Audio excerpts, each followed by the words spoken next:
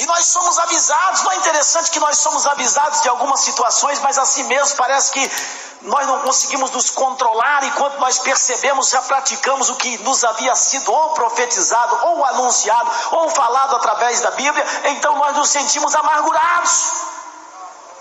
Então nós nos sentimos num estado, eu diria assim, tipo de miséria. E nós choramos. Eu disse a vocês nas nossas campanhas, meus irmãos, às vezes nós temos: não sofra mais, não chores mais, chega de chorar. Mas a única maneira de deixar de chorar e falar chega de chorar é chega de pecar.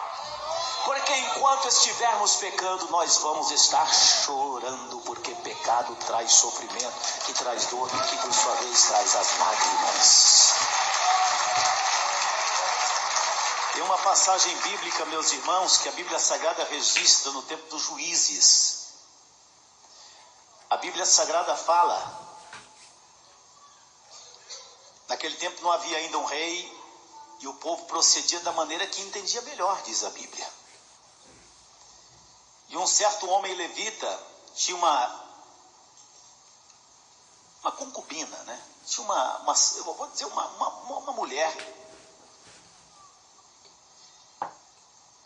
E essa mulher cometeu adultério, voltou para a casa do seu pai, e a Bíblia fala que ele foi atrás dela. É uma história muito interessante, vocês até poderiam ver, porque é uma história que é bastante edificante e ao mesmo tempo bastante curiosa. E a Bíblia Sagrada nos diz que ele foi buscar a mulher e na volta ficou lá um tempo na casa do que seria o sogro, né? Fica aí, até que um dia ele falou: não, eu tenho que ir. E ele saiu, ele, a mulher e um servo, e passaram por uma cidade chamada Gibeá. E estava numa praça e passou um senhor já mais de idade assim, mais idosinho. Não, vamos para casa, não fica aí não. E a Bíblia Sagrada nos fala, meus irmãos, que a partir do capítulo 19 de Juízes, vocês podem ler essa história. A Bíblia fala que de repente aconteceu o que aconteceu em Sodoma. Apareceram alguns varões e falaram: não, põe para fora o varão que está aí. Ele era levita. Põe para fora para que nós o conheçamos. E conheçamos não era naquele tempo, não quer dizer muito prazer, como vai, a sua família vai bem, não. Quem está entendendo o que eu estou falando, levanta a mão. Quem não entendeu, pergunta ao seu vizinho. E aquele senhor disse: não, nós não fazemos isso na nossa cidade. E igualmente como nos tempos de Sodoma e Gomorra, ele disse: eu tenho aqui pessoas que nunca conheceram o varão, e tenho também a concubina aqui do levita, então vou colocar para fora, mas deixa o varão sossegado. E a Bíblia Sagrada fala que os rapazes daquela cidade abusaram daquelas mulheres, principalmente a concubina esposa do levita. Esposa, para vocês entenderem bem, não é? Algumas pessoas não entendem, mas a mulher do levita. Abusaram, que quando a retornaram para a porta da casa, ela estava morta. A mataram de tanto abusar dela. E a Bíblia Sagrada diz que o levita foi, recolheu, mexeu com ela, ela não se mexeu, ele colocou no seu meio de transporte e a cortou depois em 12 pedaços. E enviou cada um dos pedaços à casa de Israel, às tribos de Israel, e explicou a situação. Cidade de Gibeá, uma cidade benjamita, ou seja, haviam pessoas ali da tribo de Benjamim, e o que aconteceu foi isso, e houve uma indignação total. E olha, meus irmãos, por causa desses abusos, por causa dessa situação, aconteceu uma verdadeira guerra civil naquele local, e fazendo as contas, nós podemos presumir que por causa desse abuso morreram 65.000 pessoas. E todos os homens de Benjamim foram exterminados.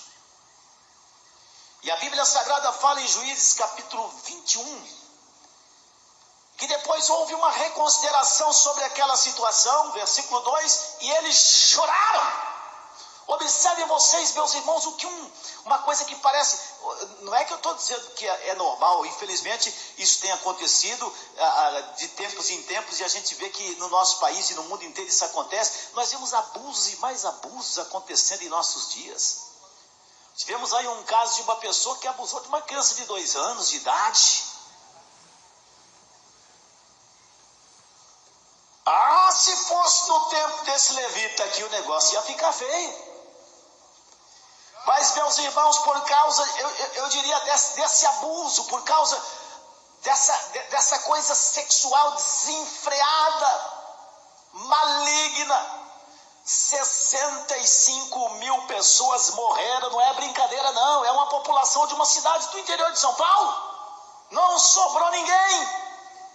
Mas depois a Bíblia fala em Juízes 21:2 que eles choraram e prantearam por causa dos benjamitas de Gibeá, que abusaram daquela mulher a ponto de matá-la.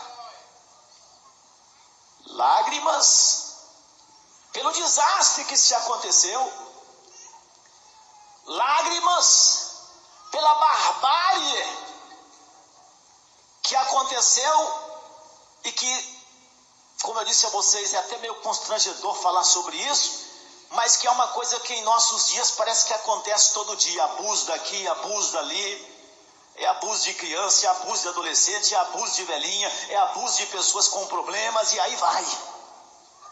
Aí as lágrimas, meus irmãos, elas não vão acabar nunca, porque as lágrimas só podem acabar no dia em que o pecado for exterminado.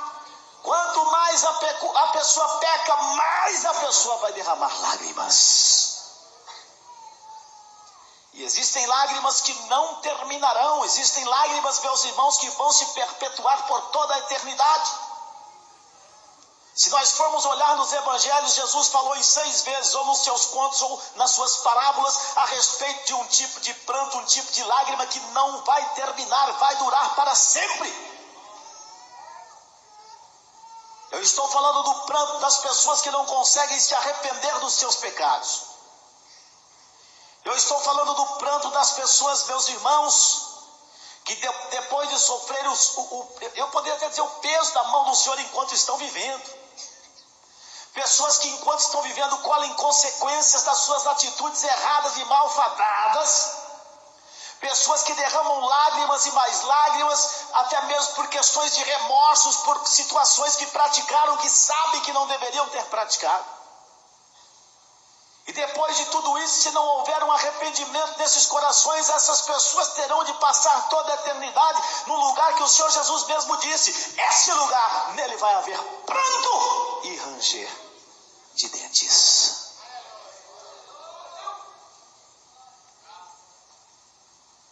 Para que se parem as lágrimas,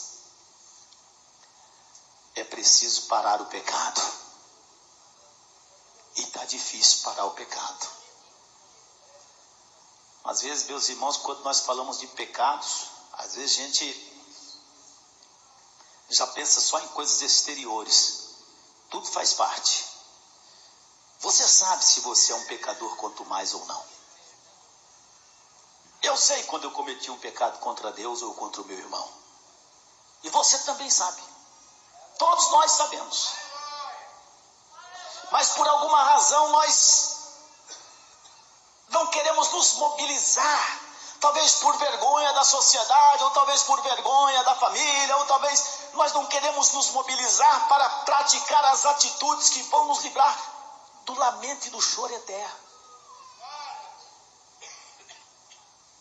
Eu já disse aqui na igreja que existe, pelo menos no meu modo de entender, um certo sentimento de que a partir do momento que o pecado vai ficando velho, ele vai sendo riscado da nossa vida. Tipo, mas esse pecado aí foi um pecado que eu cometi há 30 anos atrás. Mas você não se arrependeu dele, você não confessou o seu pecado perante o Senhor, você não se humilhou diante das mãos do Senhor, debaixo das potentes mãos do Senhor. Como é que você quer ser perdoado? Onde é que a Bíblia fala que o que perdoa o pecado é tempo? Tempo pode curar cicatrizes. Algumas pessoas dizem, pode, sei lá se pode, mas pode, sei lá. Pode Pode ou não pode? Cada um responda por si. Tempo pode curar muita coisa, mas que tempo não perdoa pecado, não perdoa não. É preciso se arrepender, senão sofrerá as consequências naturais. Sofrerá a vergonha dos seus erros, pecados cometidos, que serão expostos um dia diante de todas as pessoas. Não tem como frear as lágrimas se não forem freados os pecados. A Bíblia Sagrada é clara, meus irmãos. Quanto mais nós vincularmos o pecado ao choro, melhor vai ser para todos nós, porque a partir do momento que nós fazemos isso, nós entendemos que nós precisamos tomar uma atitude para que esse choro seja interrompido. Nós não precisamos chorar se nós já tivemos um que chorou por nós. Quando chorou sobre a cidade de Jerusalém,